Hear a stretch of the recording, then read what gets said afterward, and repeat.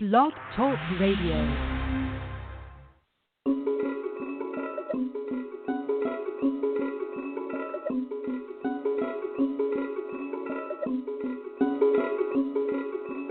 Sherlock. Magical.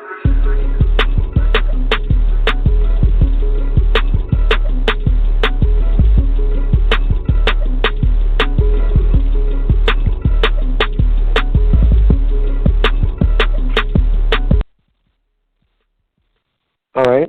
Hello, everyone. Today is April the 17th, recording live from the nation's capital. This is PopGlitz Radio. I am your host, the media mogul, JaVonni Brustow, founder of PopGlitz.com. Here with today's panel, Rod Klever, blogger at rodklever.com, and self-proclaimed bottomist. I'm going to have him explain the definition of that for you guys. Care to explain, Rod?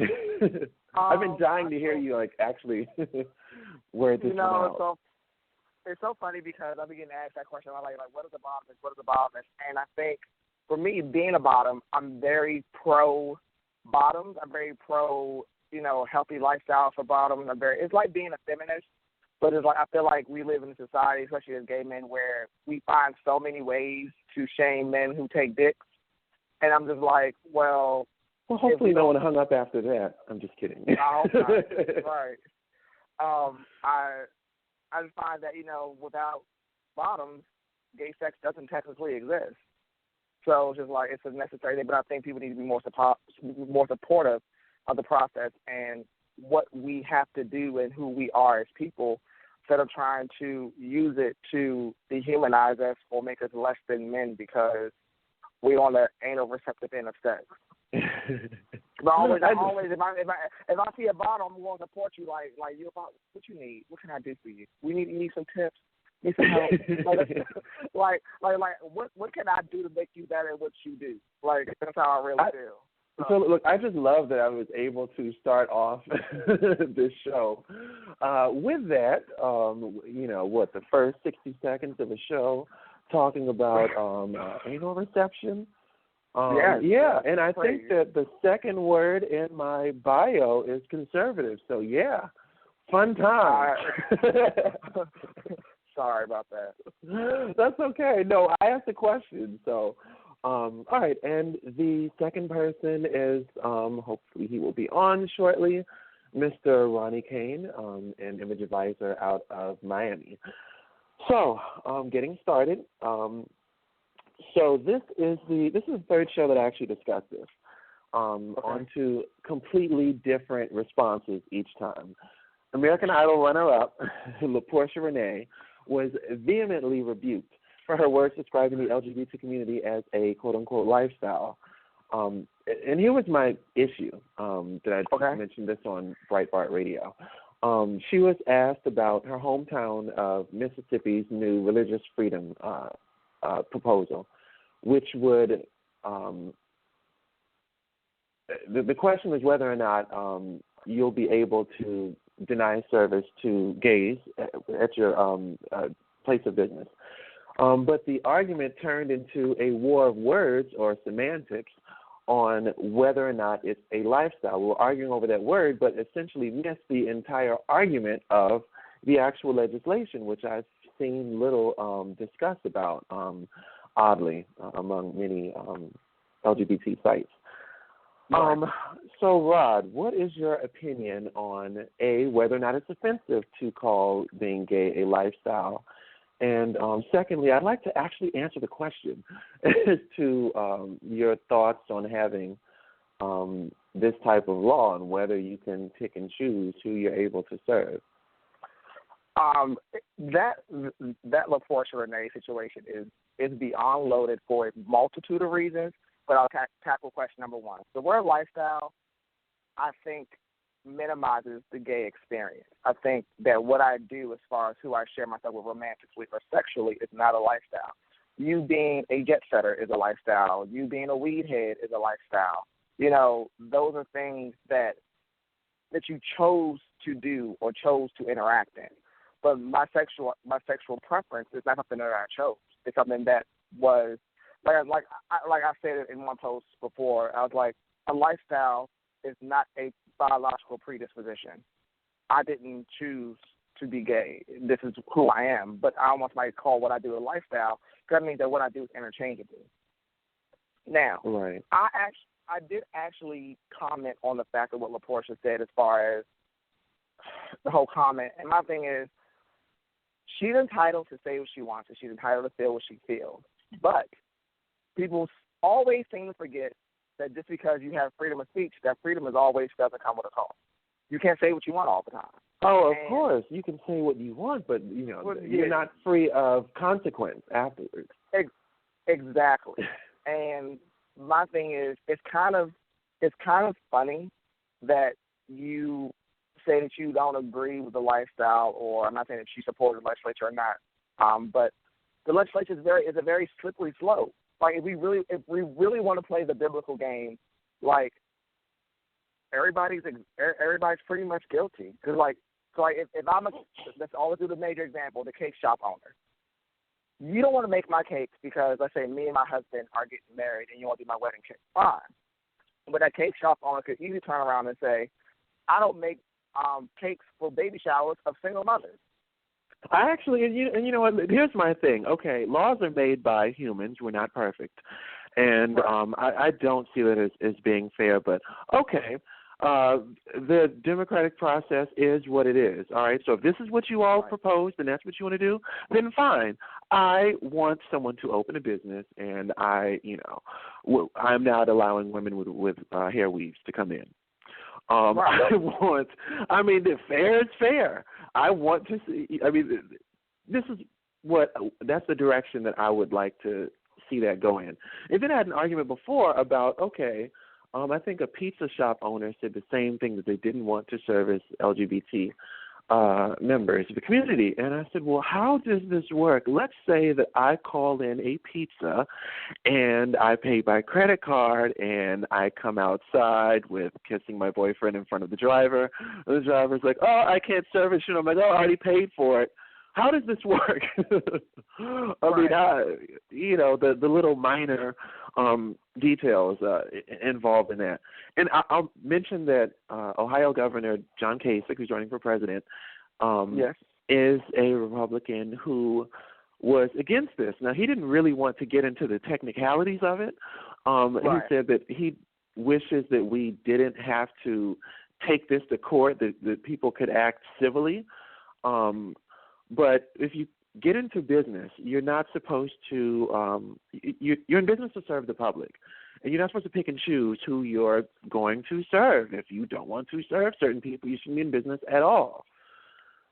Right. And that's what I agree with. But I feel like letting certain things play out. Now, I don't condone violence or anything, but if you do something like that, and let's just say a Molotov cocktail comes flying in the window or something, I don't. I'm not going to. I'm not going to cheer anybody on, but I just might go and look the other way.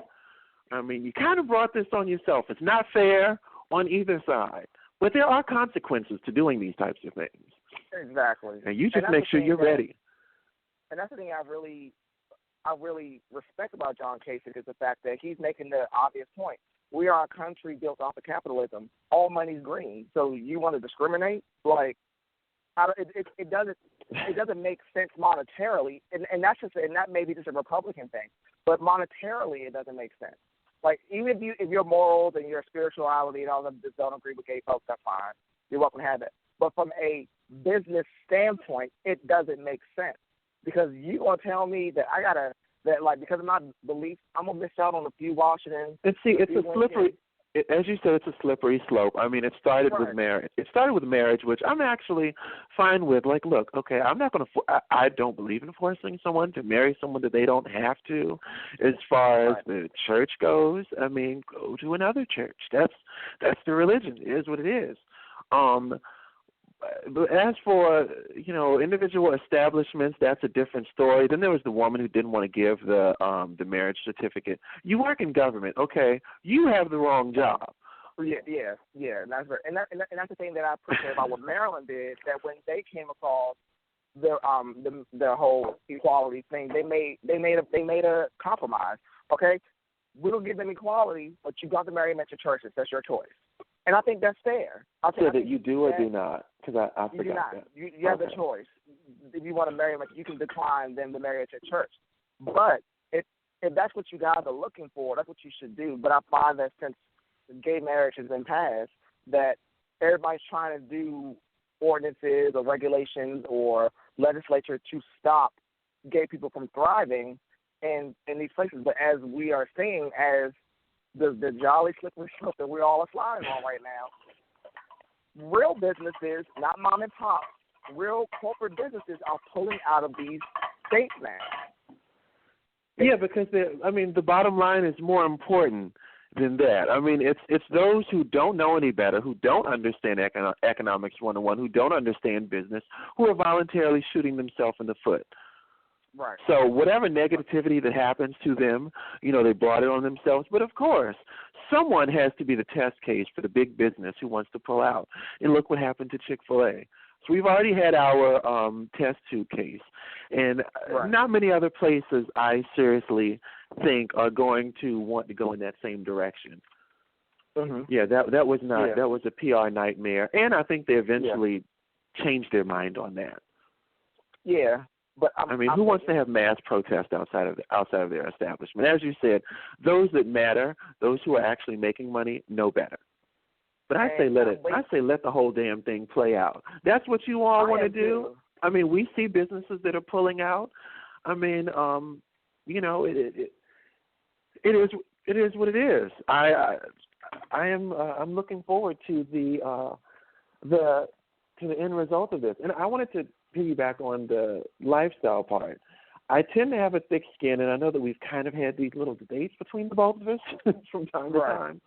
And I can come across a little insensitive, so I try to be a little mindful of these things. You know who you're talking to, so, you can say it anyway from Sunday. So, Right, and I'm saying just like tone-wise, I know some things can come across a bit tone-deaf, but as I said, I have thick skin, so the argument about lifestyle kind of went over my head. And it didn't really bother me because I guess we've been using the word so long and it was kind of deemed as okay for a while that it really didn't faze me that was a problem. And I said, well, it's like the ever-moving goalpost of what is and isn't offensive. And it's kind of hard trying to follow this, I guess a straight person. It's like, well, what am I allowed to say? Because I hear that a lot. At what point are you all not going to be offended? Like, she's saying a word that she hears all the time, and she actually was trying to not be offensive. She was trying to be PC, and she repeatedly corrected herself. She made corrections on Twitter, which is horrible. You never do an apology on Twitter. It's like parsed by like 8 tweets. It's like, I got my apology out. Somebody picks tweet number 6 and then goes on like a 10-tweet argument. Then you're arguing like the one, and it just doesn't end. So that's very correct. Tried. Like, she actually, I don't think that she meant any harm. But, being in that type of business from a PR standpoint, I would just kind of, I would advise my client to, don't say anything about the gay community. They're a big buyer of music. As far as you're concerned, you love them, and if you had the chance, you would be one. Okay, like that's it. Keep your opinion. Your opinion to yourself. Unfortunately, you are just not in that type of business to make those types of comments. And I agree with you completely. Even when I read the statement, I wasn't really upset about it. And even the lifestyle thing, it was one of the things where it's like it's not offensive, but it's a LGBT microaggressor, I guess you can kind of say. Very much so. And my thing is, I think the problem is, and I'm pretty sure you agree with me on this, that people are just like, being outraged is a new trend. Like, everybody's outraged about everything. And I'm trying to explain to people that when you're really pro-gay or pro-LGBT or pro-black or whatever you're pro-thing or pro-woman, my thing is that you have to respect that everybody's in a different process than you are. So my thing is that as a gay person, I don't have an issue with BL people. I don't have an issue with bisexual people as who use the N-word. I don't have an issue with people who do things that they may deem as ghetto or not classy or not appropriate, or people who do things that's anti-black by supporting white people. I don't know. Whatever. I feel the same way. You can do what you want, but I am in the business of commentary. I am in the business of commentary, so I'm going to say how I feel about it. But you can do what you want. Just be aware who your audience is. Like, just be aware who you're talking to. You can do whatever you want, but it's like where she stands versus where, you know, some of these social media bullies stand. Okay. You know, she has more of a platform, so you have to be a little bit cognizant of what you're saying, how things are going to come across. I don't really feel like that what she said had malicious intent. I was pissed about it briefly, but I know how simple-minded people can be in social media sometimes, and the firestorm that ensues by you just speaking your mind and you being honest and you having to explain your personal thoughts. I feel like that's another problem too with social media as well sometimes, that people really want an explanation for your personal thoughts. Of course, and I tell people, you know, my general advice is that you take your stance and you stand by it, and there's no backing down. People are going to throw all types of darts, but you make your statement, that be the end of it. Don't go on extensive explanations with people, because the more you explain, Ben Carson, the more that you keep going on about it, the worse that it gets. He's like the prime example. I hate hearing that man speak. You make a statement, fuck it up, and then you go fuck up the apology, you know, and fuck up the apology for the apology, you know, and blame the media the entire time. No, you have to learn how to handle the media. That's not going to change, you know. Right.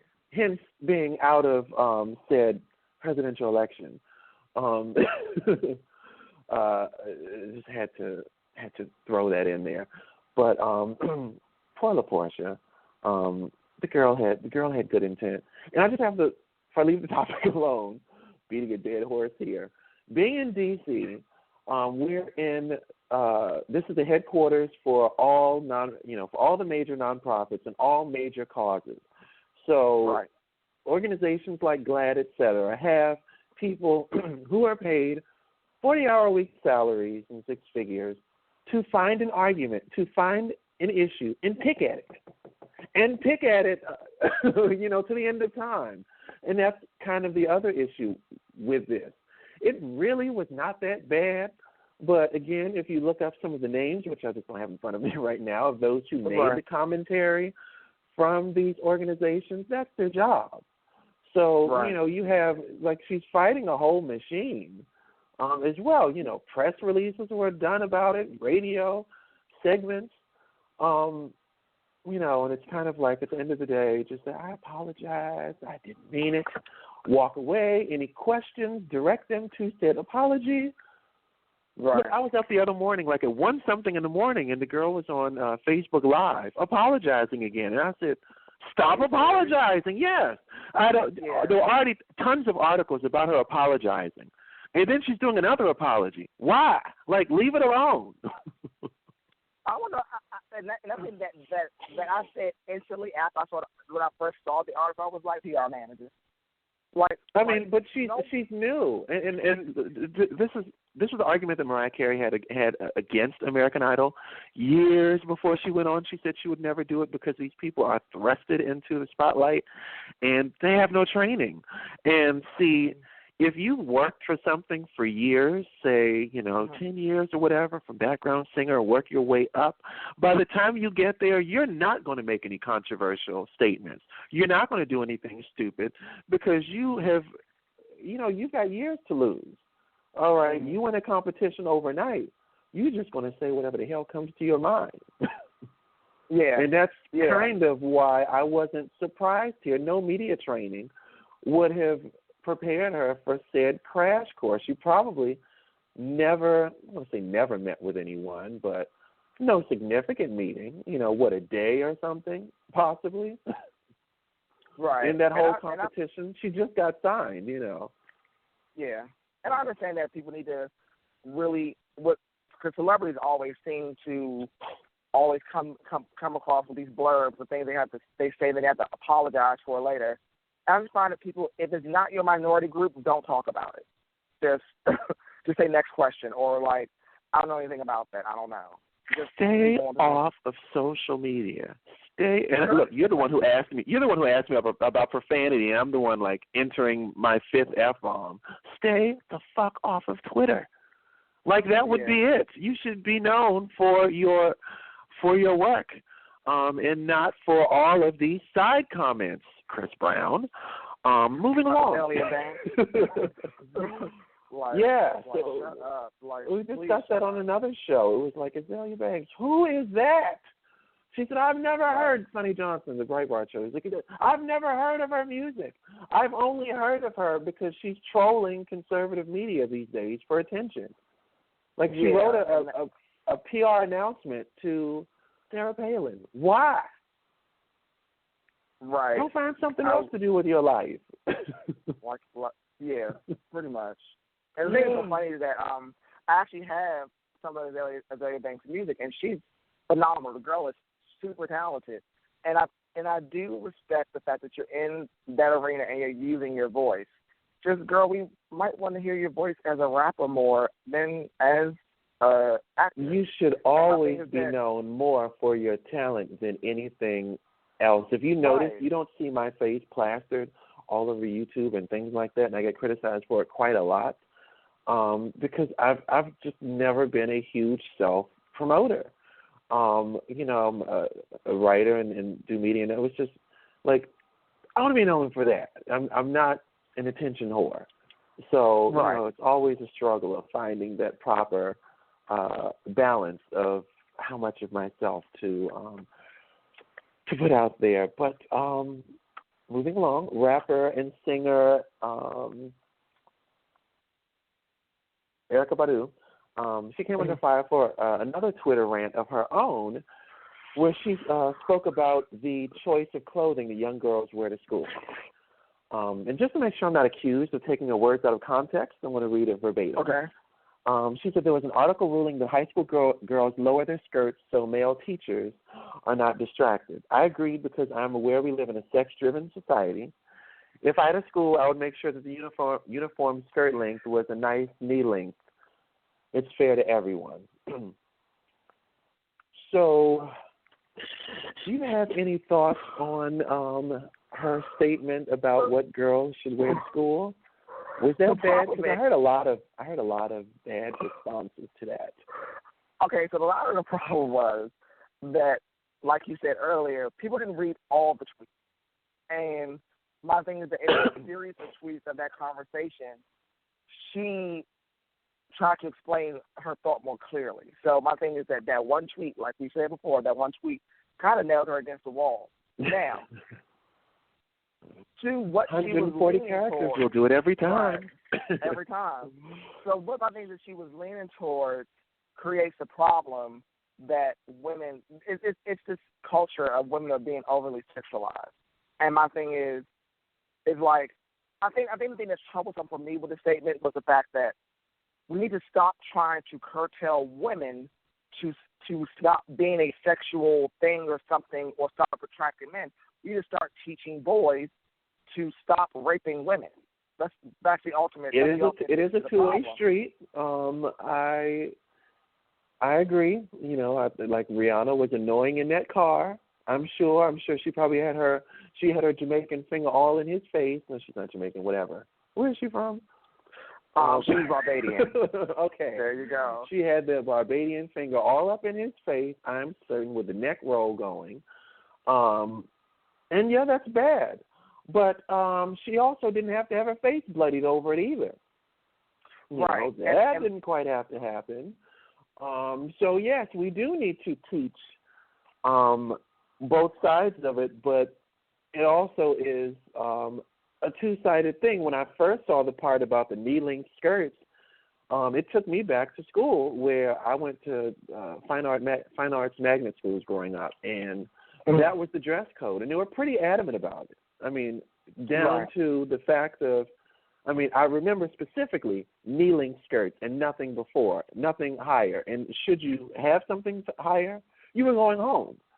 And I remember a girl being hauled out of class for having purple highlights in her hair in elementary school. And we all looked at her, you know, she was being treated like she was a drug addict or something. Like, oh, what's wrong with her that she would put that in her hair? And we were all whispering. So I guess I kind of had a relatively conservative school upbringing. I did go to regular public school just for like 2 years. But so I didn't see anything wrong with that statement. But, you know, also growing up, like as a teenager, like above 18, I didn't come home after 11. You know, so right. I mean, it's a little bit of a different perspective, I'd say. Right, and my thing is, I understand. I didn't go to a private school. I went to public school, but comparatively from now, I mean, the elementary school was for me in the '80s. That's not how old I really am. But when I was in elementary school, we didn't. I never went through the whole uniform thing. I have no idea what that experience is about. I did that as well. I just don't. I just feel like when we over sexualize children, and my thing is. Like a girl having purple hair in school, that's ridiculous. Like, come on, that's just purple hair. But my thing is that women are held to this. It's so sad that women are just held to this sexual standard. Well, maybe because I'm gay, but I don't understand why. I'm just like, you know, just because. Okay, I'll even switch it. I'll make this a whole homosexual situation. If I'm at the club and if I want to come to the club with like assless chaps on. And a thong, and mind you, in my gay heyday back in the day, we used to go to tracks, kinds of bullshit. And I never got like, I have guys like disrespect me, say crazy stuff. Just because I'm dressed provocatively does not give you the right to verbally assault me or then to physically touch me. And I'm just like, we have this culture where because how you look warrants a certain response. Now I understand if we're like you're on a job interview, you should come professionally dressed. Yes, I understand that. But if I'm out and I'm just like living my life and being me and trying to be great, I shouldn't have to be treated differently because I'm dressed a certain way. And I feel like we place this like it's like this virgin whore dichotomy. Like you can't look like. What did you call it? What did you say? The virgin whore dichotomy. It's like I haven't heard. You have to be either one or the other. Like either you got to be right. you got to either be like completely conservative and chaste looking like Alicia Curry, or you're a slut and you're a whore and you like something from one of the Love and Hip Hop series. And my thing is just because you prefer a more sexual appearance or a more revealing appearance does not mean you're not intelligent, you're not educated. Doesn't mean just because. Well, do you watch Real Housewives of Atlanta? Yeah, I do. And, Portia Williams had just said during the reunion, she said, just because I want to twerk and shake my ass doesn't mean that I'm not intelligent. And it was kind of like a ha-ha moment in the audience watching that. It's like it looks like a duck. It's unfortunate. I agree that wearing certain things does not warrant aggressive behavior, etc. You have more of a chance of said undesirable attention wearing certain things. I want to say that I've been working out for a while and gained a little bit of weight, and so I don't intentionally, the skinny jean phase has been in for a while. I don't intentionally buy anything small, but they've just gotten small.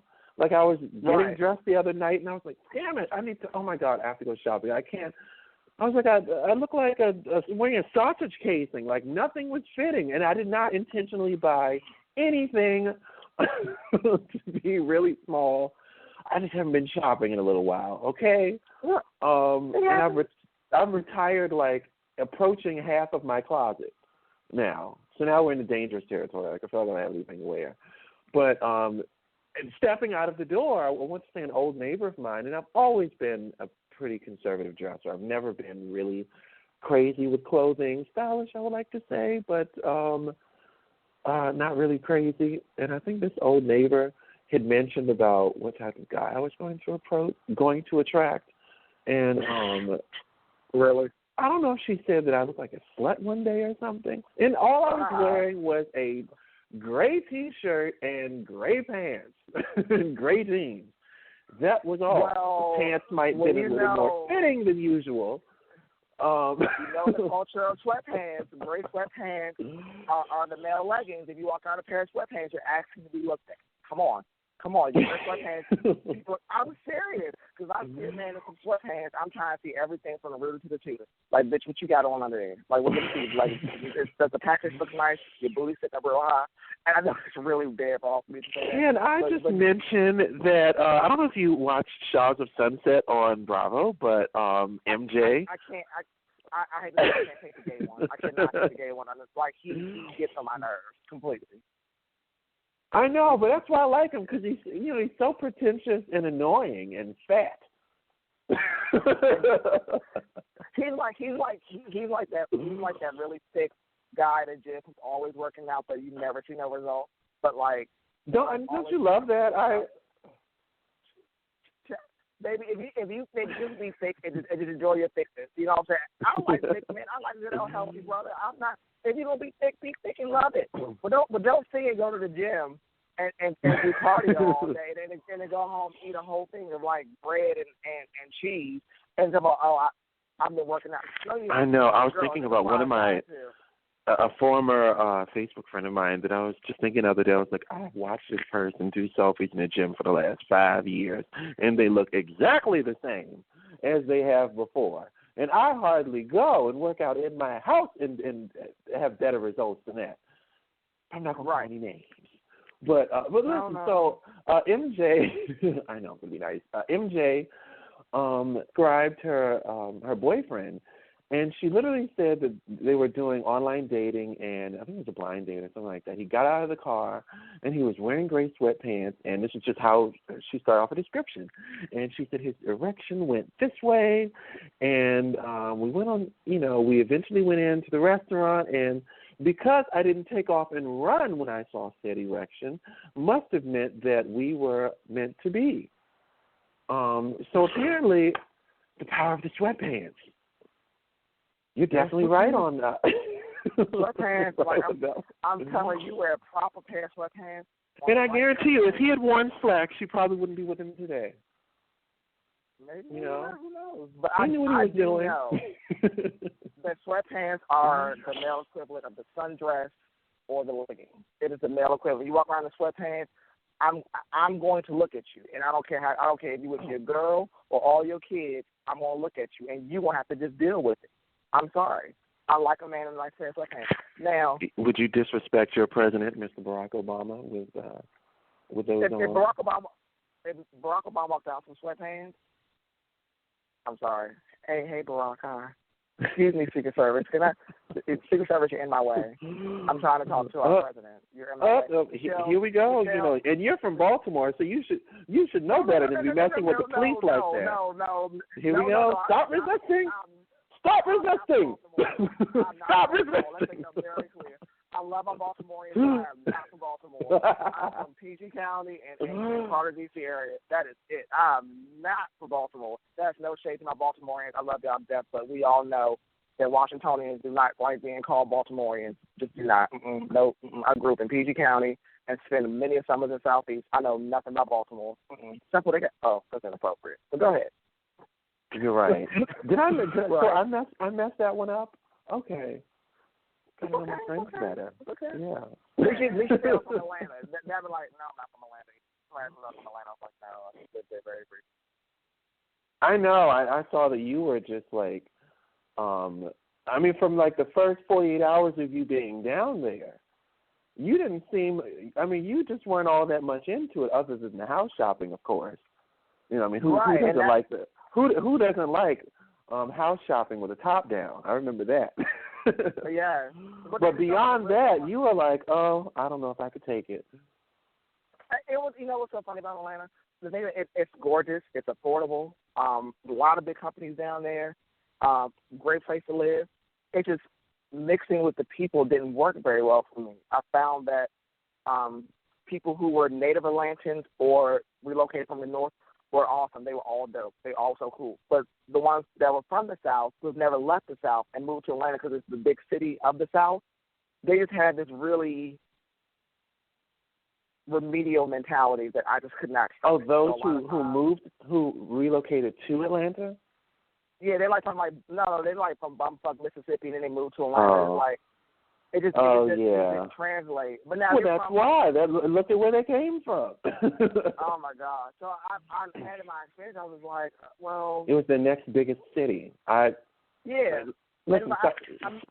Sidebar. I was asked to move to Kentucky when I was 21 to be a manager at this tech support company. They couldn't even get me to go there for the weekend to train them. That's how bad it was. Like, these people, their last jobs was at Walmart, and then suddenly you're hiring them to do tech support. I refused.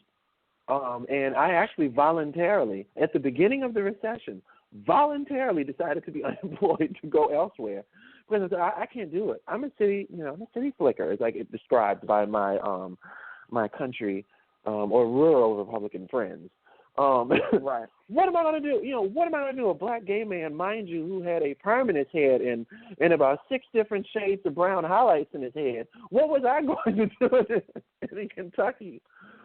By the way, you could have went there and shaped and molded those people to be awesome and amazing. I could have. These days I worked with like the 1% down to the other side, the other 1%. So I pride myself in being able to deal with anyone. But at the time, I was 21. Like, I was supposed to be having fun. What the hell? Yeah, true. But I understand what it's like having to deal with that population. And DC is kind of the same way. There's a huge professional class here. But I have a hard time. I try not to be classist, but dealing with many of the natives. Some of the stuff these people propose.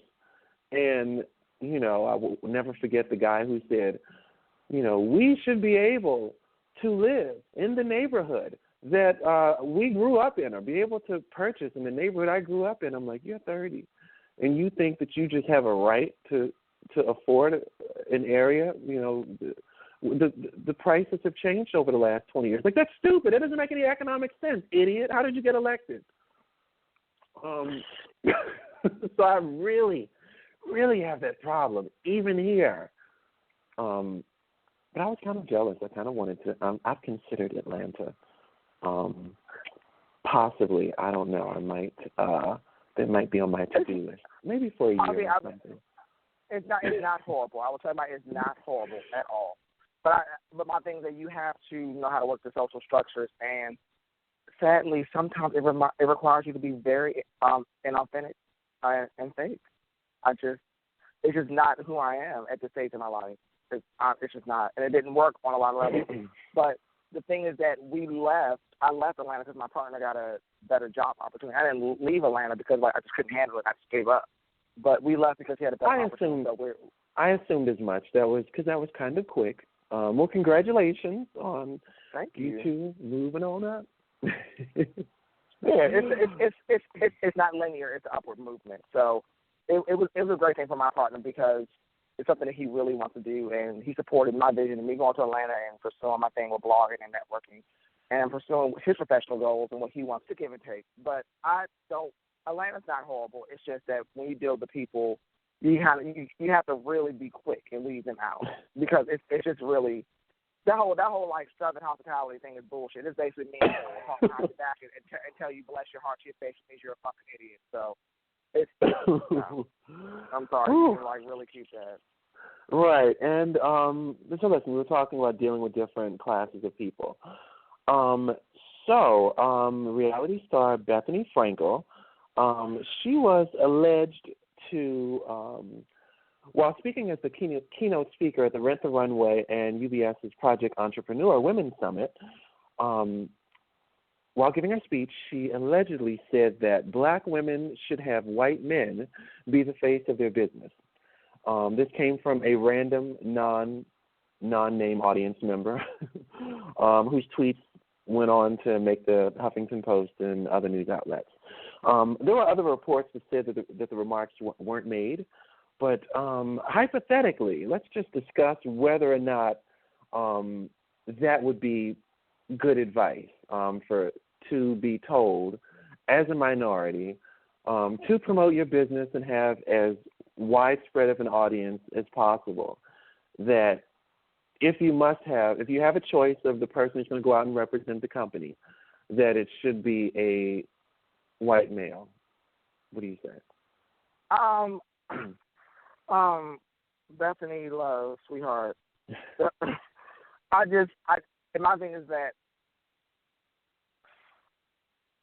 oh God, that's such a horrible thing to say, and it's like saying, well, it's like anybody else isn't good enough, and that's just like, this is my business, and my thing is, I don't care if it wasn't if you're a black woman running a business and you want an Asian person or Hispanic person or somebody Middle Eastern to be the face of your company, somebody racially ambiguous. It doesn't really matter. But I think that when you put the emphasis that basically it's subtext. It's like you're basically saying, okay, you're not beautiful enough or you're not great enough to be the face of your company. So whiteness is the best way to make your company look great, and that's how you're going to win. And sadly, we have a culture where, in social media, I see this all the time, where you have, like, I'll say specifically on Vine specifically. On Vine, you'll see a black Viner who's great, who's awesome, does all these things. I'll say King Batch. King Batch does a lot of amazing things, but so I've been pronouncing his name wrong all this time? Okay, carry on. Yeah, it's what it's short for King Bachelor, but King Batch is amazing, and the stuff that he does. I don't really his work is also all around interesting, but he does a lot of great things. But you got Nash Greer, who not only copies other people's work usually, but this fool has 5 times more followers than him. And King Batch has put out original work usually. He also does original work. And, he's made it on TV, he's made it on movies, he's done a lot of, he's awesome. I respect the man's career deeply. But it's for some reason in society, and this goes to another topic, that people are always talking about how black folks need to stop supporting white artists like Adele. The problem isn't that we're supporting Adele. The problem is that white audiences aren't supporting legacy. That's the problem. Listen, I'm glad you mentioned King Bash, because I actually just saw an article within the last week or so that mentioned how he turned Vine into $1 million franchise or $1 million business. So I'm certain that he's not doing as well as Nash is, but by social media standards, $1 million business isn't so bad. I know that I don't follow him that much, but I know that I saw him. He was invited to the White House, and he did, some videos and selfies with Michelle Obama. Right. And he went back to the charter school that he went to meet the kids and things like that. And I feel like it kind of goes back to we have to work twice as hard to be half as good type of thing. And there's so many speeches that people give and say it's just not fair. We're going to stop this. Well, some things are life, and it isn't. It's not fair. The more that you keep drilling it into people's heads, you're going to, they're going to give up because they just feel like the odds are stacked up against them, which is kind of my whole political spiel of when you are constantly preaching down at folks and saying what you can't do, and look at these horrible odds stacked against you. It leads to despondency where people, they just ultimately give up, and at the end of the day they have their handout. But I'll say this: as for whether or not to have a white male as the face of your business, I grew up in a family of entrepreneurs, and one of the things that I had heard my aunt say in the 90s all the time was she never had a face on her business card. None of us really have, one of those watermelondria names, as Raven Simone mentioned, while having the absolute, spoken while having the absolute most ghetto hairstyle on daytime television. Hypocrite. But she didn't put a face on her cards because she said that kind of immediately pigeonholed you business-wise. And that was kind of something that I carried on to in business years ago. You know, JaVonni is not my legal name. I actually have a pretty white name. Right. And it wouldn't show up in I wouldn't show up in Google results anyway, which is really the reason why I came up with another pseudonym. I did the same. So, with that being said, I understand that, from that standpoint. I mean, but at least she was promoting to not have, kind of not having anyone like out front, or at least not a black person. I mean, it's an uncomfortable fact that kind of is what it is. But I kind of feel like Bethenny is kind of technically a minority as a woman. Yeah. So yeah.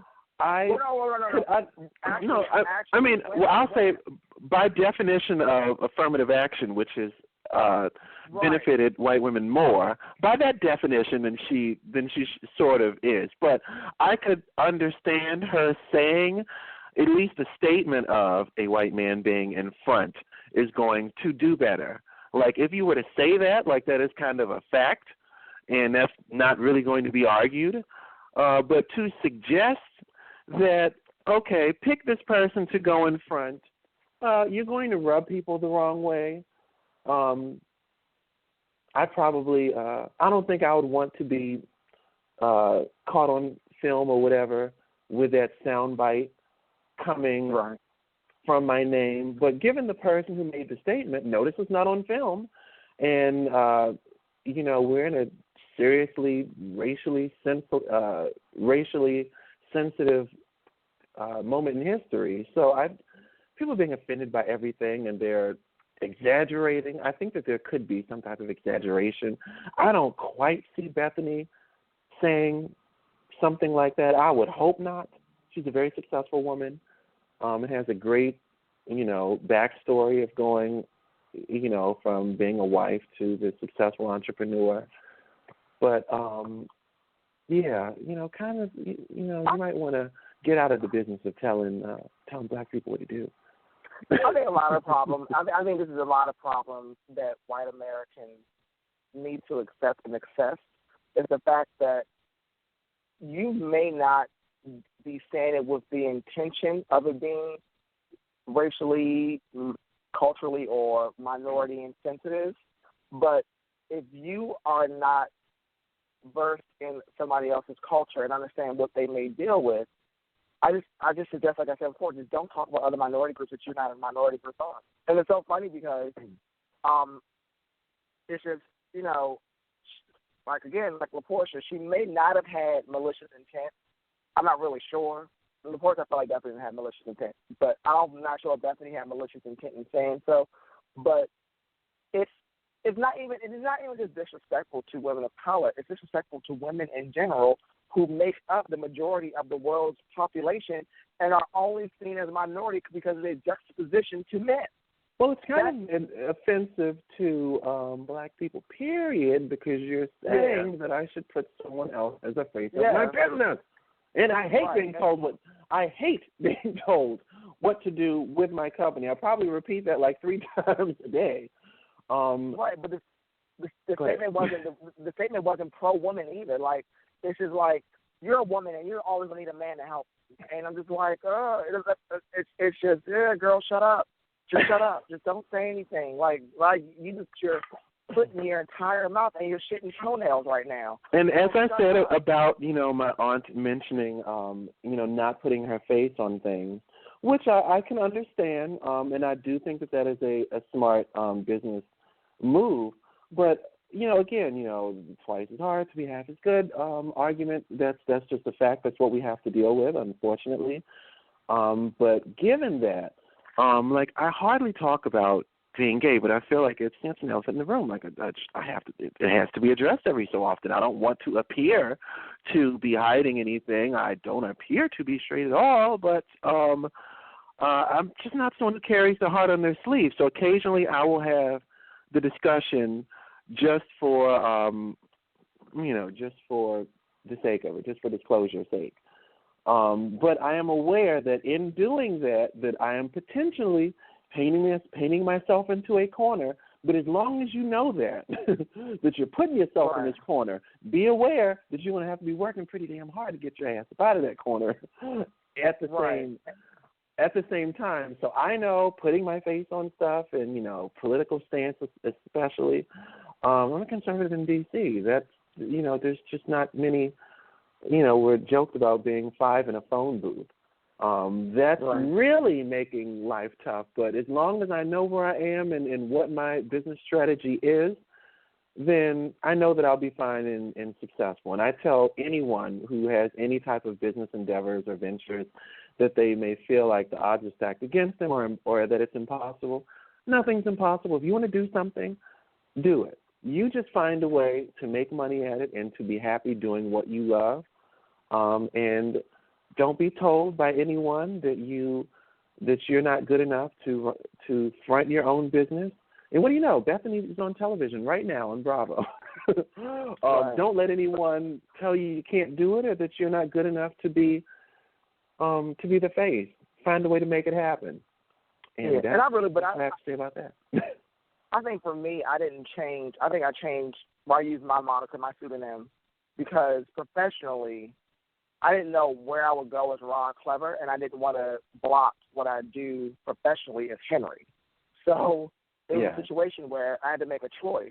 So I chose to use the moniker until I may blow up one day and I just get rid of the Ron and make it just Klever or, whatever, or I just stay by Ron Klever. Who knows?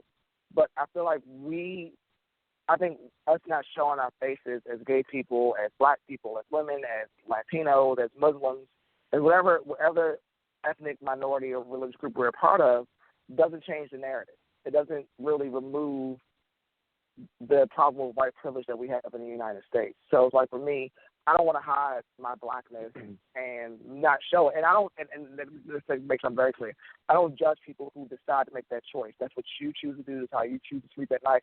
It is not my place to tell you how to sleep at night. But for me, it doesn't remove the narrative. And it doesn't change the narrative by me hiding out. So it's for me, agree. It's like, I support people who want to be out there and show their faces and do all that. I support people who don't want to show their faces. It's all in what you can handle and what you're willing to deal with. And if you can handle whatever positive or negative effects come from the decision that you made. So it's always good. It's always good being. To be able to say that you are the exception to the rule, that you made it in business and successful, as a minority, and that's kind of what I strive to do, taking the impossible and making it possible. Exactly, and that's the thing that I think for me, if I never become a all around success and a brand and something amazing from being around. But you can't say that. You have to say that you are. Like you have to. Talk yourself into it. Okay. Well, let me rephrase it. When I become a media mogul and the face of wet lubricant and the face of elbow lubricant, I will be happy to know that I live my life completely authentically and the speed that I can only handle. But that's how I really feel. Like I don't want to regret the processes that I went through to where I've been. Like even like right now, I've taken a very serious hiatus from blogging and vlogging and all the things because it's really needed to just sit back and just sit still and watch stuff for a little bit and just see what's going on and then come back and hey, I have new ideas, new stories, new things. But I just really like don't sit too far. I did one of those sitting moments and I was away from media for almost 5 years. No. I had a very tough crash course very early on as a teenager. I didn't want to be around singers or anything for a number of years. Listen, you people are crazy. No, but I'm a little bit over a year now, and I'm like really starting to feel bad about it. But I've been actually more active in social media lately because I'm up to. But you gotta find the balance. Yeah, you have to. Look, it's the same thing with radio for me. I actually really don't like being on air, but I'm stepping out of my comfort zone for for a number of things. Right. You know, from speaking, you know, public speaking, etc. Because, I mean, hey, you're not going to grow if you don't do that. And secondly, like, do it, period. Don't think about the what or how or when will I have the time. Do it. Like, my thing about the show was that it's going to happen at least once a week. There will be a show. It doesn't matter if people die. It doesn't matter if, you know, your business goes belly up, if you become unemployed. The show will happen, period. Right. You know, I've gotten rid of folks. The same person, I just got rid of twice in the month. I think this will be the final time. But it's going to happen, period. And I'm super you know, I've definitely overexerted myself schedule-wise. But, yeah, you know, you've got the gift. Just, you know, make sure that you adhere to it. Yeah. And, you know, Exactly. don't take too long. Right. Amen. And moving along, here's an interesting one. The inevitable argument about who can and cannot say the N-word has made headlines yet again when rapper Travis Scott used his opening performance for Rihanna's Anti-Tour to hold his mic out and have a white audience member recite a lyric with the N-word in it. The line he repeated was "Only trill niggas know." Travis went on to say, "This makes me want to cry. A lot of years ago, nobody ever wanted to see this happen. Now, I'm just going to say this. First, I think it was disrespectful to use someone else's show to make a political statement, and I'm going to leave my adjective out of that. You can do that on your own show now. But secondly, if the boy had gotten jumped or a bottle cracked over his head for that, it would have been your fault for starting it, not to mention the boy who's dumb enough to do it. Because I'd be, you know, I can't speak on the white experience, but if you pitted me in a situation like that, a room full of black people, and you're trying to get me to say the N-word, absolutely not. Nope, not today. Right. You're not endangering my life, because I just pictured like a riot could have happened or something there. I don't know. Right. That could have turned really wrong very fast. What do you think? So, like, I just feel like, and it's so funny that I watched a clip about it the other day. I think it was from CNN, but Mark Lamont Hill was talking about the N-word and using it, and that he acknowledged that he feels like if I say to another black person, my nigga, or what's up, nigga, or what's wrong, or whatever, nigga, something, it's like, I feel like me saying it, and like he has said, that we both understand the same experience. It is something that is emotionally connective between Black Americans, because we experience, you know, the worst of that word. Our ancestors did. So for me, it's just like, if somebody uses the N-word, it doesn't bother me, it doesn't affect me, you know, and it's cool. Now, when it comes down to my Caucasians using the word, I'm going beyond that time. Go ahead. And like Mark Lamont Hill said, white people, why do you so need to say that word? Saying the word does not validate your existence. It doesn't make you better. It doesn't make you closer to the black experience. It doesn't do anything for you. But you know what the argument is? They say that because we say it, and it's like I feel like it's a never-ending argument. We're not going to win it, and I hear this quite a bit. They say, "But you do it all the time." I don't think that they should use it. But at the same time, hey, I'm neutral. I don't really use it at all. Right. I had to say really because I made a joke with a neighbor yesterday.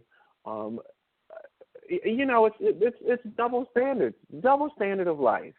You know, we say they shouldn't use it, and then the term black privilege gets used or brought up, whereby it's like we can say things that they can't. And so my thing is, for argument's sake, to be safe, I don't use it at all. And so nobody can hold that argument with me about who can and can't, because I just don't participate in it. I think it's highly childish to keep saying that whole, well, they can say it, why can't we say it? Mommy, the black people are saying nigga, why can't we say that? And you can also get knocked upside the head for it, too, can you not? No, you can use it. But I believe, but, I want to be on their side. You're right. We do. And you know what? If you want to use a word, this is a free country. You can use it. Okay, now, I already told you I don't think it's a good idea for you to use it. Now, if you want to use it, just beware of what happens next. It's a freedom of speech thing that we were talking about. It's a huge topic of discussion this presidential election about, like Donald Trump said, that freedom of speech is going to be the death of this country. And I arguably kind of agree. However, there are rules to speaking in public. It just is what it is. And the people who were not seasoned politicians had huge issues with the media because they're not, minus the woman from HP, Carly Fiorina, because she's used to speaking to folks.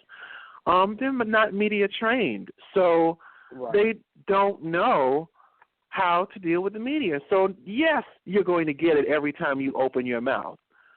Because you don't know the rules. It's life. There are rules. Donald Trump, the same thing with the delegate argument now. He's like, first he was like, I don't follow rules. Okay, all right then. And that'll probably be the reason why you lose, because you don't follow rules. All right?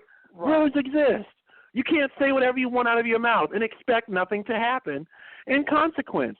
So, yes, at the end of the day, we all can use the word. All right? Now, if someone wants to look at you and say you're an ignorant ass for using it, which is kind of unfortunate, people do, then, okay, that's one consequence. Then you have the other consequence of, by the way, I worked in mental health briefly for like a couple years, and we had a white consumer or client who walked outside one day, and he told them, he said, what are you all doing outside on the corner?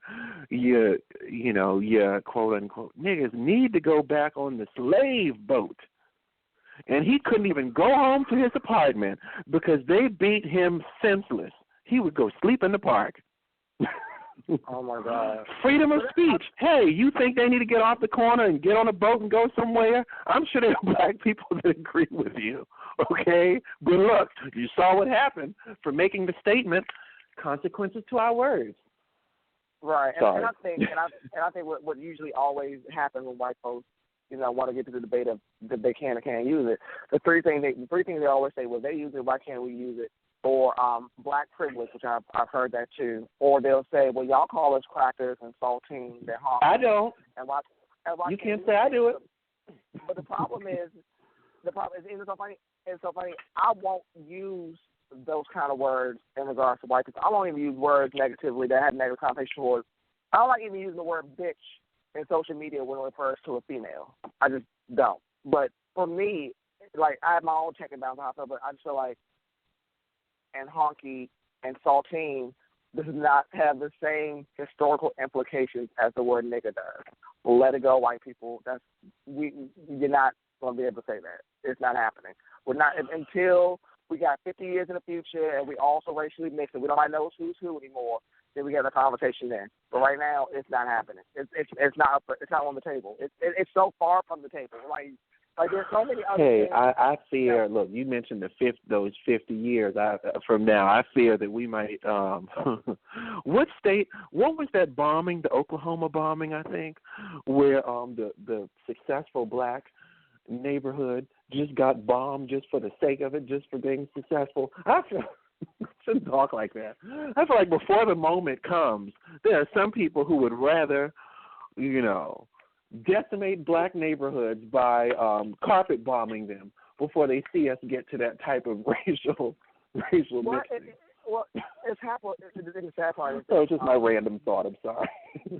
Decimating black communities has happened several times in American history, and it never spoke of between Black Wall Street. I think that was in Oklahoma. I might be wrong, so don't focus on that. Then they had the thing in Pennsylvania with the black community that they literally dropped bombs on, and people have no idea about Seneca Village, which was a black community that was in Central Park, which no longer existed. And in Central Park, just imagine that. Exactly. So removing black neighborhoods that are doing well is really much part of the American dream. It's part of the process of America, and it's really unfortunate. Well, I will say this. This is why I support the Second Amendment for all. The amendment, right? That's why. Okay. The next time you want to pull something like that, yes, we should have. We need to have guns. All of it. You know, it's so funny. It's so funny that when we pull guns, it's a different situation when white folks pull guns, and it's just like, as a black person, especially coming from the South, gun culture is really weird in the South. It's very weird. It's very, very weird. But it's like when black folks are not allowed to bear arms, but white folks are allowed to bear arms because, you know, that's part of patriotism and the white experience in America, and it's really weird. It's one of those things where I just like, when it comes down to the issues between whites and blacks, I think there's far-reaching issues than just the N-word. Like, I mean, I'll just say that we're looked at differently when carrying guns. But I mean, you know, there's no law against specifically black people having guns. But I say that for areas where it's for areas where it's legal, that more of us should, you know, participate in said law to balance things out. And many of the liberal areas where black crime is so bad, such as in D.C., for the longest, we couldn't have guns outside. In neighborhoods like Congress Heights, you should be required to own a gun to live there. I have the D.C. police tweets notifications on my phone, so I see every time something happens, and it's all this stuff going on over there. Yeah, you should be able to have guns, and maybe not open carry, conceal carry at least. Well, the brass tax for black people is much different than the tax that white folks have to deal with. And also, one thing, which is, even though, like, I'm very anti-gun. So I'm just like, I'm not even for the lifestyle. I've never owned one, but and I haven't been around that culture. You beat me. You're further than me. But all I'm saying is I support those who want to own them and use them responsibly. I mean, I don't want an outbreak of, you know, unnecessary standing your grounds, but I do support those who want to have them. As I said, just certain areas I don't know if I could live in, like, Congress Heights and, like, not own one. You know what's so funny? The crime rate in D.C. doesn't rank in the top 10. Atlanta's actually in the top 10. Atlanta's actually number 9. I didn't know that. I mean, so even with the 40% hike in a year, it doesn't rank. Number 9. D.C. does not rank. Actually, Atlanta ranks, which is the crazy part. And the things are funny. Well, bad enough. Talk about this is that the news, the local news is much different up here than it is down there. When you watch the news down in Atlanta, it's always a shooting. Someone always got killed. Someone always got robbed at gunpoint. It's like the crime in Atlanta around guns, because they have open carry, it's insane. But when you're up here, you watch the news, it's strangely refreshing. Like, you don't see people. This is why I think we need to really enforce better gun legislature, because the news is totally different. It's like just from being in one place for 10 months and coming here, been here all my life. I didn't notice it before until I got back. The news up here is so refreshing to watch. Like, watching the news in Atlanta makes you want to switch your fucking wrist. Because somebody's always getting killed. Or I didn't want to talk about Atlanta has, well, not Atlanta, Georgia has the highest car fatality rate in the country. People die. Like, are you watching news? Like last year in Georgia, they had over 2,500 car deaths in Atlanta. I'm not Atlanta, in Georgia, completely. They had 2,500 car deaths. Well, I want to say, in comparison, at least, I mean, the city of Atlanta is huge, for one. And I am certain I know the population difference is, it's like a huge population difference. Right. But that's a lot of people killed. A lot of people get killed. And like, before we left, it was over 300. Like, before we left, like, basically you're telling me that in Atlanta every 3 days, well, every day 3 people die in a car accident. Well, I'll say this. I discussed this on another show. That's a lot. Chicago is up to, I believe it was 700 shootings so far in April. Chicago. It's up at least double, I think, from last year. This time last year.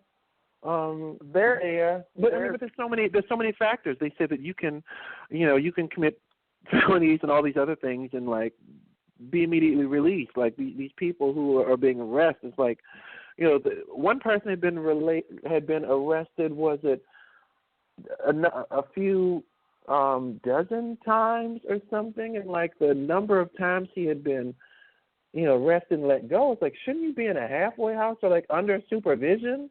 Or something like they're not charging people there, and it's like a lack of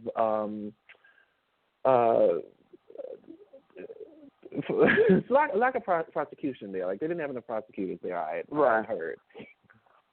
There are major. I feel like there are major issues in general with gun culture in the United States, and I feel like we need to really gun culture, the prison system. We have to get away from a lot of these things because they are systemically creating a problem. But, I'm not a politician. I don't plan on being one. But I'm just saying. Yeah, it's that might be on my bucket list. To at least run a campaign, at least for maybe an easy office. I don't know, just to say I did. Who knows? Don't quote me on it. So I wanted to close out with a pretty fun story. Come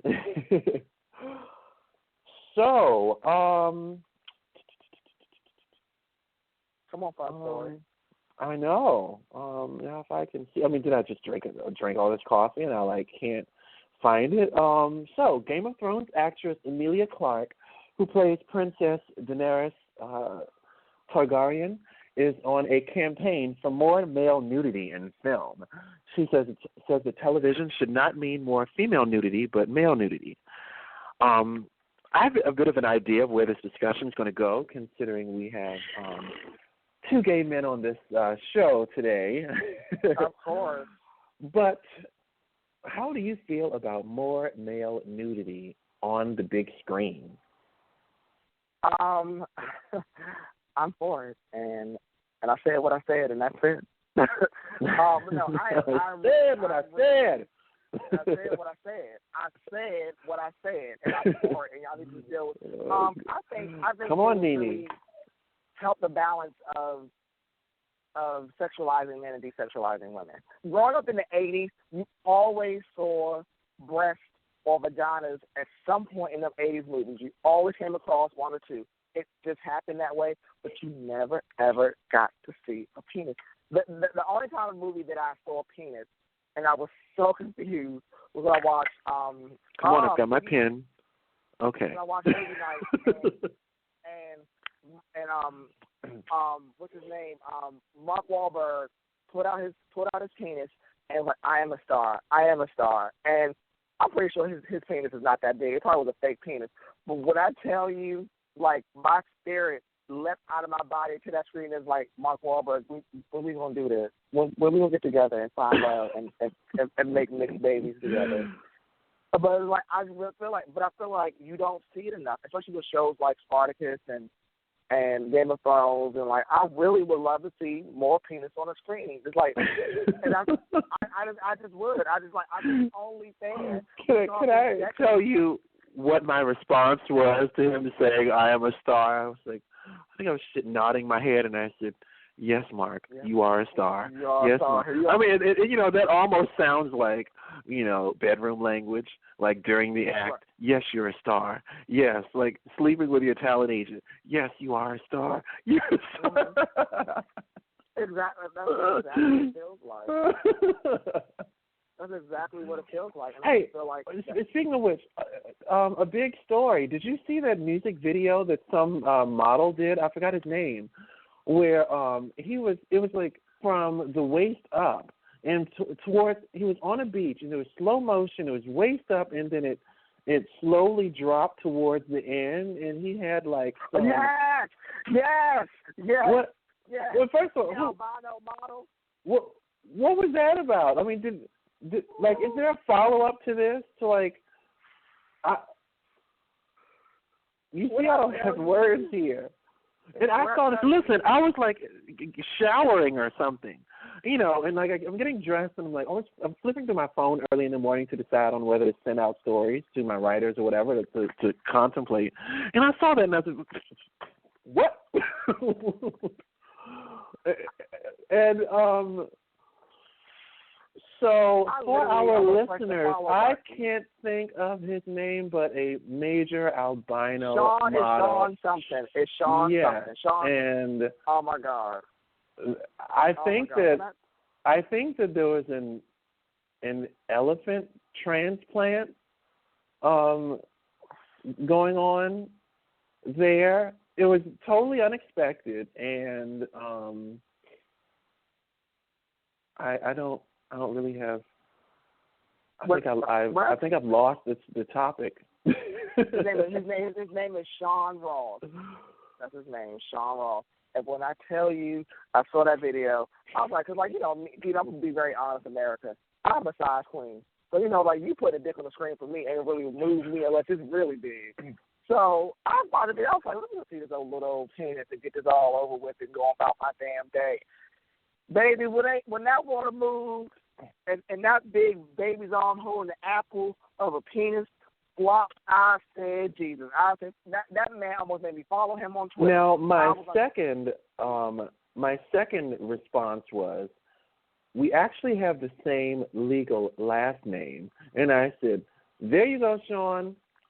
I knew it runs in the family. Mm-hmm. Lord have mercy, that thing. I was like, Now, look, personally, I think that if we did have more male nudity, it would make dating a lot easier. You can skip the whole sharing nudes thing, and choosing a partner would be a lot easier later. Just kidding, of course. Of course, I don't participate in such behavior, darling. But and look, last year, Kevin Bacon was promoting a film. I forgot what it was. And he did a public service announcement, a video PSA, saying that we need to, what he called hashtag free the bacon. And this is what he had to say about it. In so many films and TV shows, we see gratuitous female nudity, and it's not okay. Well, it's okay, but it's not fair to actresses, and it's not fair to actors because we want to be naked too, he says to the camera. Gentlemen, it's time to free the bacon. It is. And for Kevin to be he's 57 years old, all right? It's a little bit old to be going nude, but I'll say this. If he can pull off a good sizable frontal scene, it just might be worth it. I think anybody that I think you should just show it anyway. I don't care what's going on in your life. I think you should just show it so I know what to look forward to. But I don't know what is this thing about penises that are so bad to see, but I can look at breasts and vaginas all day. I just don't understand, like, just show me the penis. Well, here's the thing. It's like, but you know, when it comes to equality, men and women are not equal. I mean, they have a vagina. So I think that in and of itself kind of proves the point, you know, in physicalities, et cetera, with strength. But women have two sets of private parts versus our one. So they can do like a half thing, which is usually the case for a film, whereas, you know, it's like we show it. Like that's just the end of it. So it's a little different. It's, you know, it's kind of an all or nothing. But I'll say this is kind of how we deal with equality. You know, Donald Trump kind of balances out many of his statements, such as my all-time favorite of, you know, Megyn Kelly having, you know, I could see blood in her eyes and blood coming from her wherever. These statements by, you know, it's really not all that great to say, but he has a history of having women in executive positions for decades as well. So that's kind of a big thing, you know. It's all this discussion about women being promoted, and this man has actually done it, and far before many others ever had the idea. So if you want to see changes, the same thing with like the Oscars so white, then we have to be more involved. If women want to see more penises on screen, if that's what you all want, then I suggest that you work on moving up the ranks in production and in film and make it happen. I mean, it's the upper echelon who makes these decisions. Get on up there, and if you can get a sizable number of you all, we just might see that sometime soon. But that's how we. I mean, that's how we make those. That's kind of how we balance things out. You've got to get up to the decision making arena to be able to see changes. I mean, all the protests and all of the hashtag bring out the penis, etc., whatever, isn't going to cut it. Right. I mean, but I explain to people that with any movement or anything that involves social change, that it has to be hit on multiple fronts. You just can't just protest. Such as that's great and is appreciated, but other things that we do legally and social media, there has to be a lot of stuff done for stuff to change. Now, can I say this? This whole free the bacon, free the penis thing. Like, this is a big deal. Like, we've dealt with this for decades. So, like, can we? God don't get me for it. Can we take this a little more seriously? Light a match to something for it. I mean, don't burn down a building. Burn trash cans or something.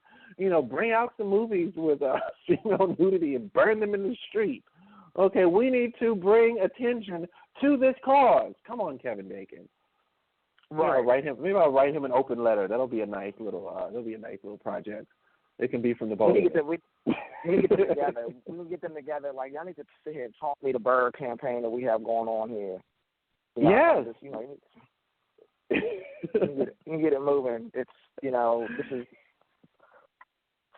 I don't know when nudity became so taboo. I mean, I was born into taboo nudity, but I don't understand why nudity is so taboo. I just don't get it. Hey, look, I grew up. When I came to the DC, I moved to the area with my aunt from here in the DC area, where I was previously living with my grandparents in Georgia. And I was a pretty stuffy child. I had to be told when I came here to take my shoes off in the house. Why are you walking around in shoes all day long? I was the one that you had to be told to unbutton the top button. All of those things. So, so definitely the nudity was definitely taboo. Like I said, I mean, I still struggle with, I hardly walk around without anything on now. It's heard of. Right. I mean, something I'm still warming up to. And so look, it was fun having a handsome guest today, Rod. Thank you. I try. You're welcome. This was the second week in a row. I really don't, to be honest, I don't know if I have that many attractive friends to keep this streak going. Yeah. But I want to thank you for joining today. It was a pleasure. I loved it. It was awesome. Yes, and unfortunately, I didn't get to have my my other guest on. He used to be a blogger. He was someone that I followed a few years back, and I was told that he had a very good radio voice. Guess I didn't get a chance to hear it today, maybe later. But this show is brought to you by our parent company, VM3 Media, your destination for all your communication and media consulting needs. And until next time, we're airing each and every Sunday live at 3 p.m. Eastern. And go to popglitz.com for the latest in celebrity news. Bye, guys.